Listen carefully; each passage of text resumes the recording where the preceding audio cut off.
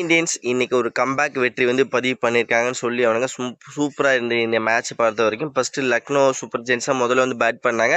அவங்க 20 ஓவருக்கு 228 ரன் அடித்தாங்க. மிச்சில் மார்ஸ் ஒரு நிக்லோஸ் புரான் இவங்க 2 பேர்த்தோட அதிரடி இன்னைக்கு லக்னோவுக்கு 228 ரன் அடிக்கிறதுக்கு ரொம்பவும் உதவியாக இருந்தது.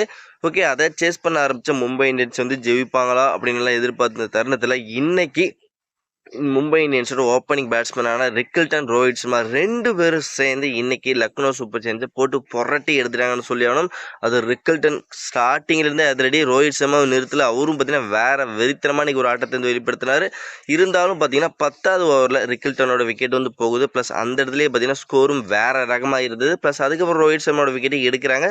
14வது ஓவரில் பார்த்தீங்கன்னா 107 ரன் இருக்கும்போது ரோஹித் சர்மாவோட விக்கெட் எடுக்கிறாங்க. ப்ளஸ் அதுக்கப்புறமும் வந்து பார்த்தீங்கன்னா மும்பை இந்தியன்ஸ் நிறுத்தல.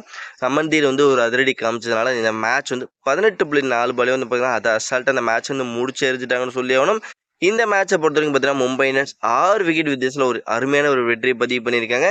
மும்பை இந்தியன்ஸோட இந்த வெற்றியை பற்றி நீங்கள் என்ன நினைக்கிறீங்கிறத மறக்காமல் நம்மளோட கமெண்ட் செக்ஷனில் பதிவு பண்ணுங்கள் நண்பர்களே.